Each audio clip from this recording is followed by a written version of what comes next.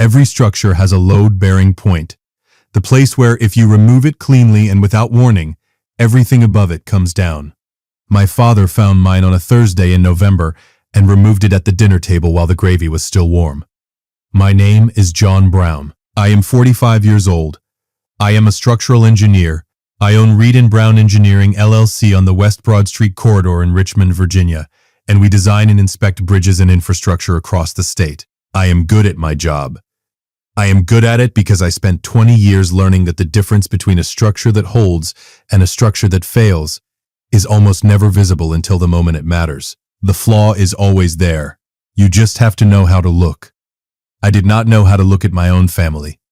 Let me tell you about Garrett. Garrett Brown is my twin brother. We were born 11 minutes apart in October 1979 at a hospital in Henrico County, Virginia. Garrett first, which he mentioned throughout our entire childhood with the frequency and satisfaction of someone who considered this a genuine accomplishment. We went to Virginia Tech together in 1997. I studied structural engineering. Garrett studied business administration, which seemed appropriate because Garrett was always better at the management of perception than the construction of anything real. We graduated in 2001.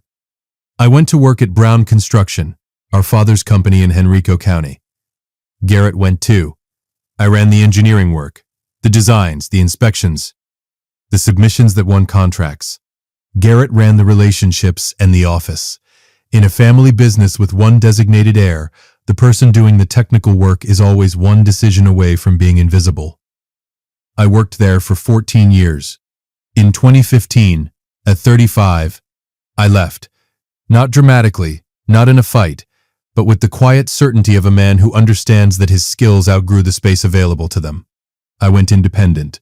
By 2018, I had a solid reputation for VDOT infrastructure work across the Richmond corridor, and a name worth something in this market. Garrett stayed. Of course he did. Brown Construction was his inheritance, and he had always known it. My father is Donald Brown. He is 70 years old and founded Brown Construction in 1981. Solid reputation in the Henrico County market for 40 years. He built something real and spent 2 decades ensuring it would survive him in the form he preferred. In Garrett's hands. He was never cruel about it, simply consistent. Garrett was the one who would stay, and Donald had oriented everything around that fact from the beginning. He was not wrong that I would leave. He was wrong about what it would cost him. I met Sarah in 2016. She was 24 years old and working as a project coordinator for a Henrico County development firm.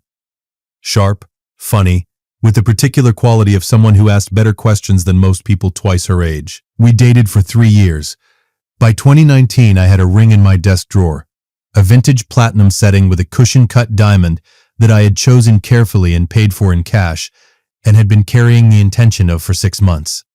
I had a date in mind. A restaurant on East Carey Street in Richmond's Shockoe Bottom neighborhood. A speech that I had never written down because I did not think it needed to be written down. I was wrong about that. I was wrong about several things in 2019. COVID arrived in March 2020 and rearranged everyone's geography. Brown Construction shifted to skeleton crews. Sarah's firm went remote. The world contracted to whoever was already in your house. I was in my apartment in the Fan District. Sarah was in the short pump area of Henrico County, 10 minutes from Garrett's house, and 10 minutes from the Brown Construction offices, where Garrett showed up every day because Donald believed presence mattered, even during a pandemic. Proximity is its own kind of opportunity. 28 miles during a lockdown is a different distance than it used to be. In April 2020, Sarah told me she needed space. She was stressed, she said. The situation was a lot. She needed room to think. I gave her room. I believed her because 3 years with a person builds a particular kind of trust, and I had not yet learned the thing I was about to learn, that the most expensive thing you can do is extend trust to someone who has stopped earning it. By June, I understood the relationship was over. Not in an explicit conversation, just the accumulated weight of distance, shorter calls, responses that arrived later each week, until they stopped arriving. I grieved it. I kept working. I kept the ring in the drawer because I did not know what to do with it, and somehow putting it away felt like conceding something I was not ready to concede. I did not know about Garrett, not then, I did not know yet that the space she had needed was 10 minutes away in a half-staffed office. November 2020, Thanksgiving. I drove across the Mayo Bridge over the James River on a Thursday morning. The old bridge, the one that connects downtown Richmond to Manchester, that has been a crossing point on this river for longer than the city has been a city. 28 miles to my father's house in Henrico County. The day was cold and gray, the river flat below. I was bringing a pie from a bakery on West Main Street because Sarah and I had always brought a pie and the habit had not adjusted to the new circumstances yet. I arrived at the house at noon. Donald's second wife Margaret answered the door. She has been in the picture since 2008 and is a decent person who has spent 16 years navigating the specific difficulty of being the stepmother of two men who do not agree on anything. She took the pie. She did not meet my eyes, I noted that without processing it. The dining room was set for 5. I counted the chairs. Donald, Margaret, me, and 2 more. I heard Garrett's voice underneath it. A woman's voice. Familiar. I walked to the kitchen doorway. Sarah was standing at the counter helping Margaret with the rolls. She looked up when I walked in.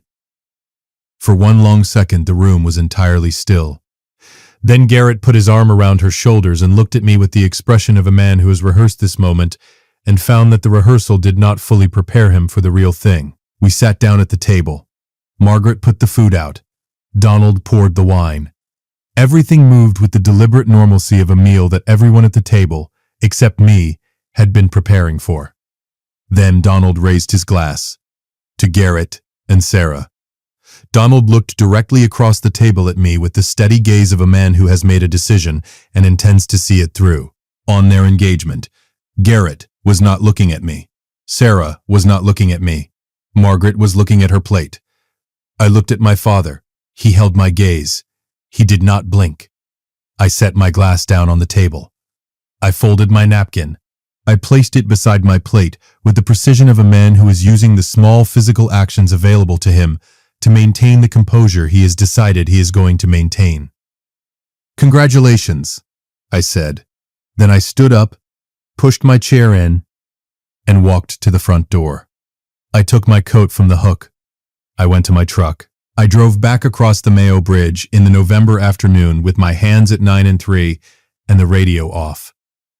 I thought about the ring in my desk drawer the whole drive home. I thought about the restaurant on East Carey Street.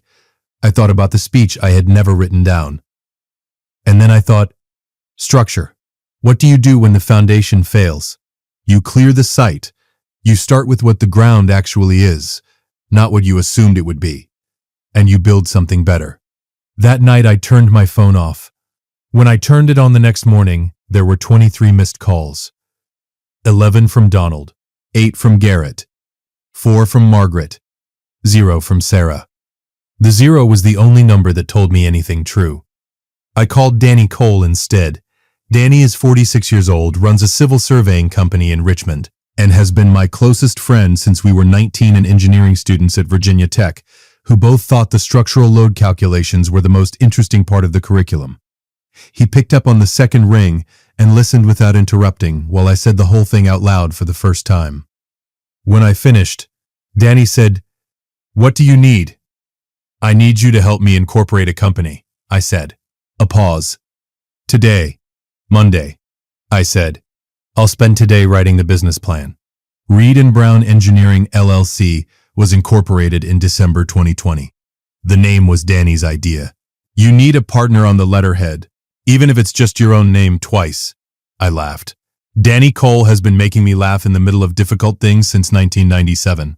Some friendships are structural. They hold weight. I filed the paperwork on a Monday morning. I rented office space on West Broad Street the following week. 2 rooms on the 3rd floor of a building that smelled faintly of coffee from the cafe downstairs, and had windows that looked out over the street in a way that made the city feel present and available. I bought a desk, a drafting table, a decent chair, and a whiteboard.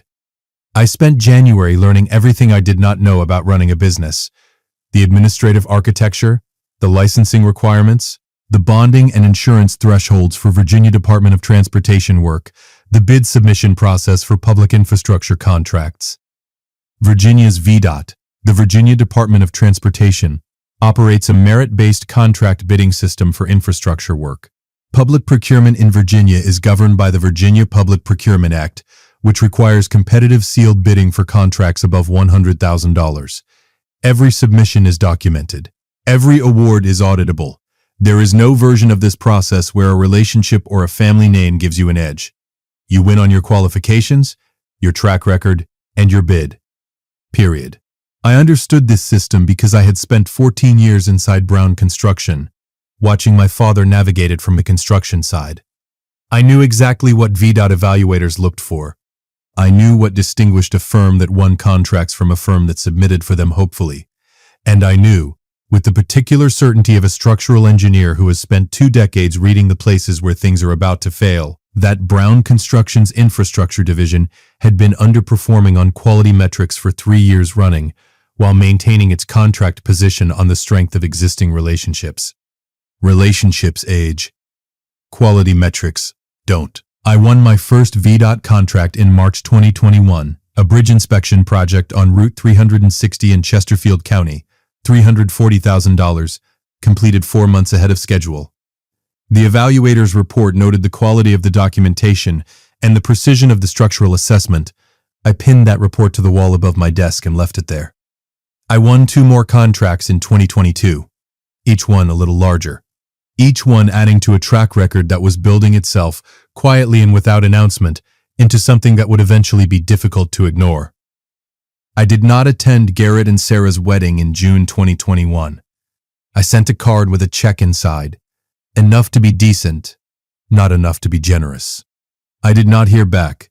I saw Sarah once at a Brown family gathering in late 2022 that I attended, because Margaret asked me specifically, and Margaret has never done anything to me and does not deserve to be avoided. Sarah came with Garrett. She looked fine, the particular fine of someone who has made a decision and is managing the ongoing reality of having made it. She was wearing a simple gold band on her left hand. I noticed it because I knew what she was not wearing. The ring in my desk drawer, the vintage platinum setting with the cushion-cut diamond, was nothing like a simple gold band. Garrett had not known it existed. Sarah had. She had chosen simpler. She had chosen something that did not remind either of them of what John Brown had already chosen and never got to use. I drove home that evening and sat at my desk for a while. I opened the drawer. I looked at the ring. It was time. Here is the thing I want you to understand about those 3 years. 2021, 2022, 2023. Because this is not a story about waiting for revenge. It is a story about what happens when you take the energy that grief produces and put it somewhere real. I was building every contract, every inspection report, every client relationship, every quarter of financial statements. I was building a firm with the same precision I brought to bridge design, anticipating the load, designing for it, documenting every decision so that if anything was ever questioned, the record would speak for itself. In 2023, my firm was awarded the structural inspection contract for the Mayo Bridge Reinforcement Project. The Mayo Bridge, the same bridge I had crossed on Thanksgiving morning 2020, with a pie from a bakery on West Main Street, and no idea what was waiting for me at the other end. The VDOT project involved reinforcing the bridge's support structure to extend its service life by 30 years. My team spent 4 months on it. The final report ran to 340 pages and was, if I am allowed a moment of honest assessment, some of the best structural work my firm has ever produced. The bridge holds. I know, because we made sure of it. I didn't know yet what January 2024 was going to bring. I didn't know that the contract I was about to submit for would be the one that explained everything, including things that had happened 4 years earlier that I had not fully understood until I read a set of financial documents that my attorney Carol Morris put in front of me in her office on a Tuesday afternoon in Shockoe Bottom. In January 2024, VDOT issued a rebid notice for a $4.2 million infrastructure engineering contract covering a corridor in Henrico County. It was the same contract Brown Construction had held for a cycle, a significant piece of business, the kind that keeps a company's books stable and its bank relationships intact. I submitted Reed & Brown Engineering's bid on January 31st. In March 2024, we were awarded the contract. I found out about the rest from Carol. The business dispute that followed, Brown Construction challenging the bid evaluation process, brought documents into Carol's possession through discovery. Among them, a memo from Donald to his bank relationship manager, dated March 2020, describing the need for Brown Construction to demonstrate stable family management leadership to secure contract renewal financing. March 2020. 1 month before Sarah told me she needed space, I sat in Carol's office in Shockoe Bottom and read it twice. My father had not done this out of cruelty. He had done it out of the most practical possible motive, a bank requirement, a line in a financing memo. He had made a business decision about his son's relationship the way he would make a decision about a subcontractor. He had never once considered what it would cost. If you've been listening for a while and want stories like this to keep coming, it really helps if you hit that like button and subscribe. 97% of people never do, but it's what keeps this whole thing running. So, thank you. Garrett called on a Thursday afternoon in April 2024. My phone showed his name. The first time I had seen it on an incoming call in 3 years and 4 months. I looked at it for 2 full rings, then I answered. John. His voice was not what I expected, not defensive, not managed. Just tired in the way of someone who has been carrying something for too long and has finally run out of the energy required to keep carrying it. Sarah filed. I know, I said. Danny had told me 2 days before, Richmond is not a large city in the ways that matter between people who know each other. The contract too, Garrett said. We heard you got it. We did. A long silence. Then, I don't know what to say to you, John, about any of it. I don't have a version of this where what I did was okay. I need you to know I'm aware of that. I thought about what I wanted to say. I had 4 years to think about this conversation, and I had thought about it in 100 different ways. Angry versions, generous versions, versions where I said everything, and versions where I said nothing. What I had arrived at, after 4 years, was simpler than any of those. I believe you, I said. And I'm sorry you're going through this. Genuinely. I need... Garrett. My voice was even. I can't help you with this one. Because this is the conversation we should have had in 2020, before the toast, before the wedding, before 3 years of silence. I paused. You didn't call me then. I understand why, but that's the conversation I needed. And we didn't have it. I'm not able to skip back to it now. The silence that followed was long enough that I thought he might have hung up. Is there anything I can do? He said finally. Get a good attorney.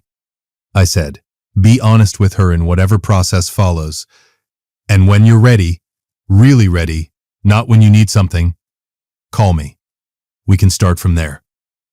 I ended the call. I sat in my office on West Broad Street for a while after. The city moved past the window with its usual indifference to individual difficulty, which is one of the things I have always found useful about cities. Donald called 2 weeks later, May 2024. John. His voice was older than I remembered. The health situation he had been managing quietly for a year had aged him in ways that a phone call makes apparent. I owe you an explanation. I read the memo, Dad. I said. Carol showed me the documents. A silence. Then you know. I know you needed a bank to see stable management, and you decided Garrett getting married was the fastest way to demonstrate it. I know you factored me out of the equation as a variable that was too unpredictable. I paused. What I don't know is whether you thought about what you were actually doing to me. I told myself it would work out. A pause. That you'd land somewhere. I did land. Somewhere. I said. That part worked fine. John? Dad. I'm not going to tell you it was okay, because it wasn't. And I'm not going to tell you I'm done with you, because I'm not. But I need you to sit with what you did without me managing your feelings about it. Can you do that? Another silence. Yes. Quietly. Good. Then let's talk in a month. When you've had some time? I ended that call too. Now I want to say something useful, because what happened to me happens in family businesses every year. When I left Brown Construction, there was no non-compete agreement. Donald assumed family loyalty was sufficient. That assumption is one of the most expensive mistakes a family business makes. A properly drafted non-compete clause would have restricted my ability to bid on VDOT contracts in the same area for a defined period. Without one, I was legally free to compete directly. And I did. Family businesses run on assumptions. That people will stay. That blood creates shared interest. That loyalty functions as a legal instrument. None of these hold when circumstances change. Speak to an attorney about the agreements that formalize what your family currently assumes. The conversation is uncomfortable. Its absence is far more expensive. Virginia's public procurement process operates on merit, competitive sealed bidding, documented criteria, auditable awards. No relationship protects a business from a better qualified competitor. Brown Construction lost that contract because their performance metrics had declined for 3 years while mine built. The process recorded what was true. The deepest family cruelty arrives wrapped in practicality. Donald made a business decision that happened to involve his son's relationship. He called it management. My father is 70 years old, dealing with the consequences of a memo written in 2020 to solve a financing problem. It solved the financing problem. It cost him one son's presence in his business, his other son's marriage, and a contract worth 15% of annual revenue. That spreadsheet had some missing rows. In June 2024, I took the engagement ring out of my desk drawer. A vintage platinum setting with a cushion-cut diamond. Still in the box. 5 years in a drawer. I took it to a jeweler on West Broad Street, Schwarzschild Jewelers, which has been doing business in Richmond since 1897. The jeweler assessed it at $4,800, and I sold it that afternoon. I used the money to endow a partial scholarship for a first-generation engineering student at Virginia Tech, my alma mater, the school where I learned to calculate load and failure and the difference between a structure that holds and a structure that only appears to. Danny found out about it somehow. Danny finds out about everything somehow. He called me on a Saturday morning in July, the scholarship. Danny's voice had that particular tone of someone who has figured something out. Virginia Tech, you funded it with the ring. I did. Why? I thought about how to answer that. Because I was going to use it to start something. Because it sat in a drawer for 4 years being useless. Because the best thing you can do with something you were going to give someone who didn't deserve it is give it to someone who does. Because I was going to use it to start something, I said. May as well start something worth starting. Danny was quiet for a moment. Then, you're a strange man, John Brown. I'm a structural engineer, I said. We build things that last. It's the whole job. In August 2024, I drove to Virginia Tech in Blacksburg, 3 hours southwest of Richmond on I-81, through the Blue Ridge foothills, for the scholarship presentation. The recipient was a 20-year-old from Roanoke, studying civil engineering, first in her family to attend a 4-year university. She shook my hand in the financial aid office with the particular seriousness of someone who understands the weight of what she has been given and intends to honor it. I told her to take the load calculations seriously. That they were the most important part. She said she already had. On the drive back to Richmond, I crossed the Mayo Bridge at dusk. The river below going gold in the August light. Downtown Richmond on the north bank, Manchester on the south. The bridge connecting them the way it has for over 100 years through everything the city has been through. My firm's structural assessment is in the VDOT file for this bridge. The recommendations we made in 2023 are in its bones. It will hold for 30 more years because we found the places where it was stressed and addressed them before they became failures. That is the whole of engineering. Find the stress. Address it before it fails. Build something that holds. Garrett and I spoke for the first time properly in September, over coffee at a place on Carey Street, which is neutral territory in Richmond and has been since before either of us needed neutral territory. We did not resolve everything. You do not resolve 45 years of twin brother complexity over 1 cup of coffee, but we started. A real start, not a managed one. He asked about the firm. I told him about the Henrico contract. He laughed, not bitterly. Genuinely. Of course you won it. You were always the better engineer. You were always the better businessman, I said. You just made one very bad business decision. He looked at the table for a moment. Yeah, I did. So did Dad. So did I. He meant something different by it. We paid the bill and walked out onto Carey Street in the September afternoon. Richmond moved around us. Old, complicated, rebuilt more than once and better for some of it. Same time next month? Garrett asked. Same time, I said. He walked one way. I walked the other, back to my apartment in the Fan District, and the desk in the corner where a ring used to sit in a drawer. The drawer is empty now. The desk is full of work. I am 45 years old, a structural engineer, and the owner of a firm that holds Virginia Department of Transportation infrastructure contracts worth $6.3 million in aggregate value. I built every dollar of that from a 2-room office on West Broad Street and 4 years of knowing what the ground actually was. My father traded my relationship for a bank memo. My brother married the woman I was going to propose to. Both of them are dealing with the weight of those decisions in ways that are not mine to manage. And I am driving across a bridge that holds because I made sure it would. That is the whole story. And it is enough. If you liked this story, join our community by hitting that like button and subscribing for more family-centered accounts like this.